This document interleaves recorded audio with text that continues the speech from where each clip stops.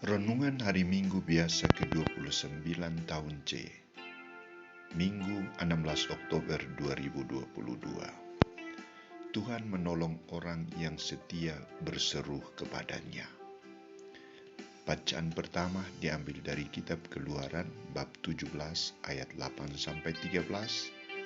Bacaan kedua dari surat kedua Rasul Paulus kepada Timotius bab 3 ayat 14 sampai bab 4 ayat 2, dan bacaan Injil dari Injil Lukas bab 18 ayat 1 sampai 8. Saudara-saudariku terkasih, fakta membuktikan bahwa ada orang yang senantiasa bersyukur kepada Tuhan karena doanya selalu dikabulkan oleh Tuhan. Orang ini akan setia, taat, dan terus-menerus berkomunikasi dengan Tuhan. Namun ada orang juga yang selalu tidak bersyukur karena beranggapan bahwa doanya tidak dikabulkan Tuhan. Akibatnya, mereka akan marah, jengkel, tidak beriman, dan tidak terlibat dalam doa-doa dan juga dalam perjamuan Ekaristi Tuhan. Benarkah bahwa doa kita tidak dikabulkan, ataukah kita terlalu memaksa Tuhan untuk memenuhi kerinduan kita? Saudara-saudariku terkasih, bacaan pertama dan bacaan Injil hari ini memberikan beberapa contoh orang yang setia berkomunikasi dengan Tuhan dan bagaimana Yesus memberikan nasihat tentang menciptakan komunikasi yang baik dengan Tuhan. Penulis kitab Keluaran menggambarkan suasana orang yang berhadapan dengan musuh.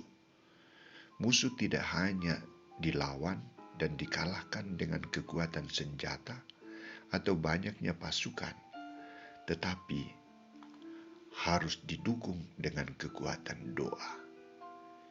Yosua mengalahkan orang Amalek dan rakyatnya dengan mata pedang karena dukungan doa dari Musa, Harun, dan Hur.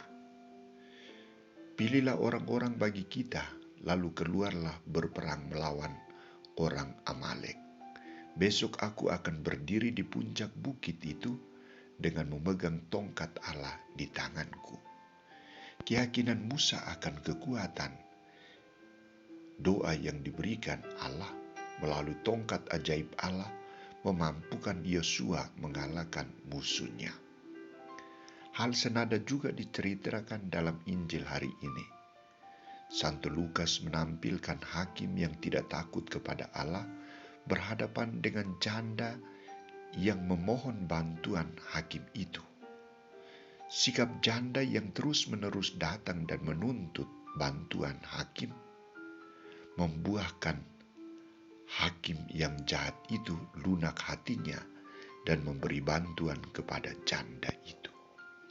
Sikap hakim dan janda ini digunakan oleh Yesus untuk memberikan penegasan tentang bagaimana manusia berusaha berkomunikasi dengan Allah. Saudara-saudariku terkasih, Yesus tegas mengatakan, camkanlah apa yang dikatakan hakim yang lalim itu. Tidakkah Allah akan membenarkan orang-orang pilihannya yang siang malam berseru kepadanya? Dan adakah ia akan mengulur-ulur waktu sebelum menolong mereka? Aku berkata kepadamu, ia akan segera membenarkan mereka.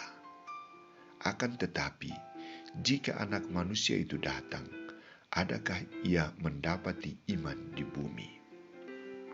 Saudara-saudariku terkasih, pernyataan Yesus ini menekankan bahwa Allah sebagai pencipta, pemelihara, dan pemberi hidup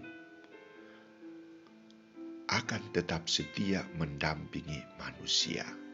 Ia tidak akan bertindak untuk menyusahkan manusia yang berseru kepadanya. Yesus tegas mengatakan, ia akan segera membenarkan mereka. Ia akan segera menolong mereka. Maka kunci dari semua itu adalah iman kepercayaan kepada Allah. Bila orang beriman kepada Allah, ia akan sungguh-sungguh dan terus-menerus berharap kepada Allah. Ia akan berkomunikasi terus-menerus dengan Allah. Ia tidak akan meragukan Allah dalam hidupnya, malah ia akan menjadikan Allah sebagai sumber dan kekuatan hidupnya. Saudara-saudariku terkasih, bagaimana dengan kita? Dari kisah bacaan pertama dan Injil hari ini, kita diberi beberapa nasihat agar pertama, bertekun dalam doa. Kedua, percaya bahwa melalui kekuatan doa kita dapat mengalahkan kejahatan-kejahatan yang mengganggu hidup kita. Ketiga, dalam doa, kita dituntut agar bersikap adil terhadap orang lain. Dan yang keempat adalah doa yang tak jemuh-jemuh mengungkapkan iman kepercayaan kita akan Allah. Inilah 4 nilai penting dari sabda Tuhan hari ini agar kita dihidupi, kita menjalankannya, dan menghayati dalam hidup dan karya pelayanan kita. Mari kita coba. Tuhan ada selalu di pihak kita.